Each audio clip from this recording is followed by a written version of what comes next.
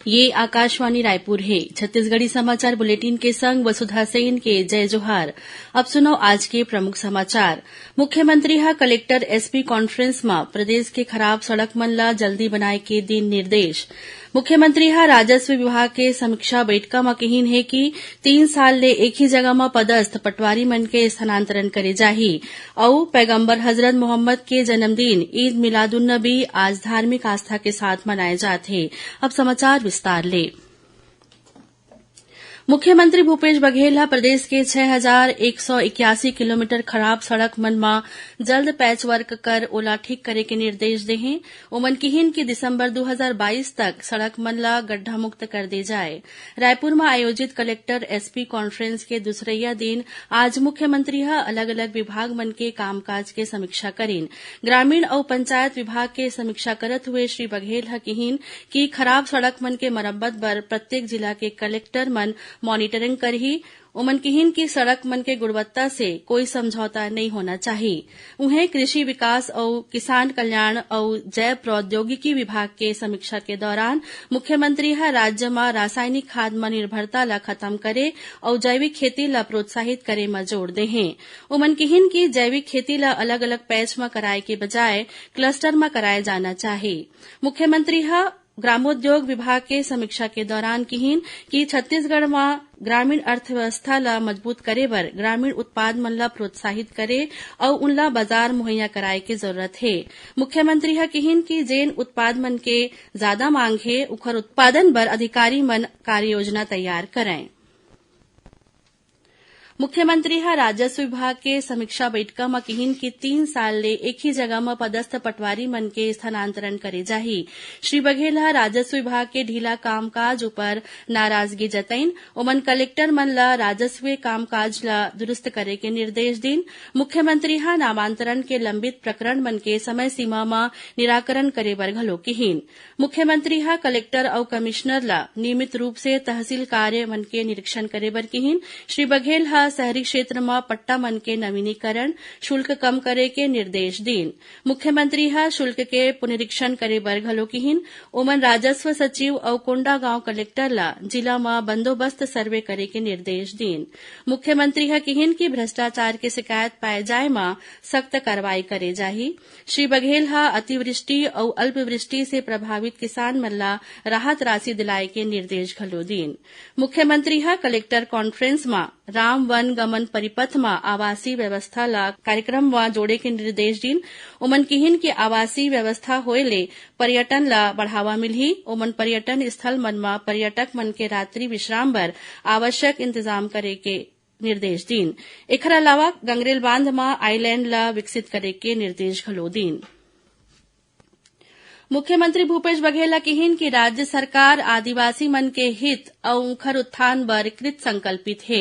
मुख्यमंत्री ह काली आदिवासी समाज के मंत्री, विधायक और सर्व आदिवासी समाज के प्रतिनिधि मन से 32% अनुसूचित जनजाति आरक्षण के मामला में मुलाकात करीन।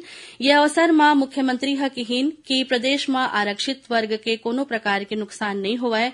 उमन किहिन कि सबले पहले ये विषय ला सरकार सर्वोच्च न्यायालय जाही। संगे संग मंत्रिमंडल के बैठका में ये विषय ऊपर चर्चा करे जाही। मुख्यमंत्री ह किहिन कि आदिवासी मन के हित ला ध्यान में राखत हुए ये मामला में जौन भी आवश्यक कदम होही ओला उठाए जाही। धमतरी जिला में ए बखत हाथी मन के आतंक ले किसान रत जगा करत है।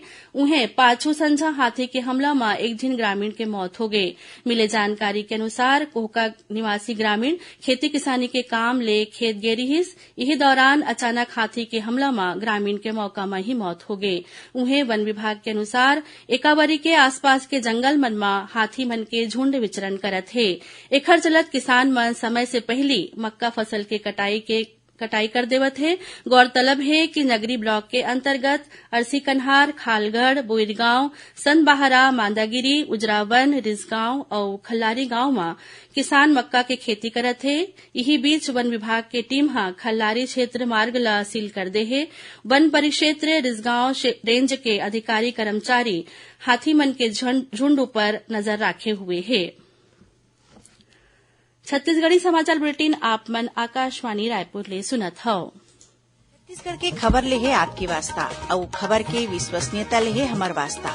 आकाशवाणी समाचार रायपुर के प्रादेशिक समाचार बुलेटिन के संगे संग हमार समसामयिक कार्यक्रम आप रेडियो के संग अपन मोबाइल में घलो सुन सकत हो।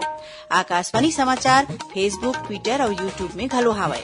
हमार फेसबुक पेज हरे Chhattisgarh news on AIR, Twitter handle CGAIR news और हमार यूट्यूब चैनल हरे छत्तीसगढ़ AIR न्यूज। तो अब रेडियो के संगे संग आपके मोबाइल के माध्यम ले हम आप तक पहुंचत हन। छत्तीसगढ़ के हर खबर पर सुनत रहो आकाशवाणी समाचार। अब आगू बाढ़बो बातें समाचार कोती। कांकेर जिला के कोयलीबेड़ा ब्लॉक के 4 गांव में आज बिहनिया माओवादी मन डहार ले पूर्व उप सरपंच के गोली मार के हत्या करे के मामला सामने आए है। बताया जात है कि गोली लगे के बाद घायल पूर्व उप सरपंच सियाराम राम टेकेला जिला अस्पताल में भर्ती कराई गिस, जिहां इलाज के दौरान उखर मौत हो गई। गोंडी भाषा ला संरक्षित करे के उद्देश्य ले नारायणपुर जिला में कोया भाषा में सामान्य गान प्रतियोगिता के आयोजन करेगिस। इमा प्रदेश भर ले 300 प्रतिभागी मन हिस्सा लीन। प्रदेश में अपन तरह के पहलैया ये प्रतियोगिता में प्रथम पुरस्कार के रूप में 10,000, द्वितीय पुरस्कार के रूप में 5,000 और तृतीय पुरस्कार के रूप में 3,000 रुपया विजेता प्रतिभागी मन ला दे जाही। गुजरात के गांधीनगर में चलत 36वां राष्ट्रीय खेल में छत्तीसगढ़ के खिलाड़ी मन के अच्छा प्रदर्शन जारी है। यही कड़ी में महिला मलखंभ टीम हा कांस्य पदक हासिल करे है। ये उपलब्धि में मुख्यमंत्री भूपेश बघेल और खेल मंत्री उमेश पटेल हा खिलाड़ी मन ला बधाई दीन। राजनांदगांव जिला में अवैया 14 अक्टूबर ले खेल कुंभ के आयोजन करे जाही। वन बंधु परिसर के एकल अभियान के तहत राज्य स्तरीय आयोजन में प्रदेश के अलग अलग जिला के लगभग 600 वनवासी लइका मन शामिल होही। प्रतियोगिता में कुश्ती, कबड्डी, ऊंची कूद, लंबी कूद और दौड़ जैसे स्पर्धा खेले जाही। प्रतियोगिता के समापन 16 अक्टूबर के होही। पैगंबर हजरत मोहम्मद के जन्मदिन ईद मिलादुन्नबी आज धार्मिक आस्था के साथ मनाए जाते हैं। यह अवसर में पैगंबर मोहम्मद के जीवन और शिक्षण ऊपर मिलाद महफिल और सीरत के आयोजन करे जाते। राष्ट्रपति द्रौपदी मुर्मू और प्रधानमंत्री नरेंद्र मोदी हा मिलादुन्नबी के अवसर में लोगन मन ला बधाई दीन है। मिलादुन्नबी राजधानी रायपुर में फजर के नमाज के बाद अलग अलग मोहल्ला मन से जुलूस निकाले गिस। प्रदेश के अन्य जिला मन में घलो ईद मिलादुन्नबी मनाए जाए के समाचार मिले है। अब थोरकुन समाचार सारमा। राज्यपाल अनुसुईया उइके काली 10 अक्टूबर के रायगढ़ के ओपी जिंदल विश्वविद्यालय के दीक्षांत समारोह में शामिल होही। शासकीय औद्योगिक प्रशिक्षण संस्थान सड्ढू रायपुर में काली 10 अक्टूबर के अप्रेंटिसशिप मेला के आयोजन करे जात है। एकर उद्देश्य स्थानीय रोजगार ला प्रोत्साहित करना आए। जिला रोजगार और स्वरोजगार मार्गदर्शन केंद्र रायपुर डहार ले निजी क्षेत्र में रोजगार के अवसर उपलब्ध कराए बर काली 10 अक्टूबर के पुराना पुलिस मुख्यालय में प्लेसमेंट कैंप के आयोजन करे जाही। महासमुंद जिला में राष्ट्रीय राजमार्ग क्रमांक 53 में पटेवा और झलप के बीच छिंदौली गांव करा अनियंत्रित वाहन के टकराए ले मोटरसाइकिल सवार 2 झन सगे भाई मन के मौत हो गए। और राजनांदगांव जिला के जालबांधा पुलिस चौकी के अंतर्गत पेटी गांव करा 2 ठन मोटरसाइकिल के बीच हुए टक्कर में एक झन किशोरी के मौत हो गए और उन्हें एक अन्य युवक घायल हो गए। आखिर में प्रमुख समाचार एक घाव फेर।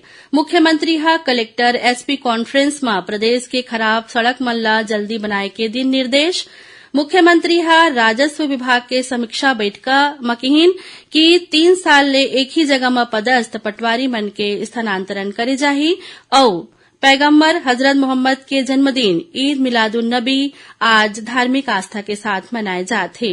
इखरे संग छत्तीसगढ़ी समाचार बुलेटिन इहे सिरावत है। जय जोहार।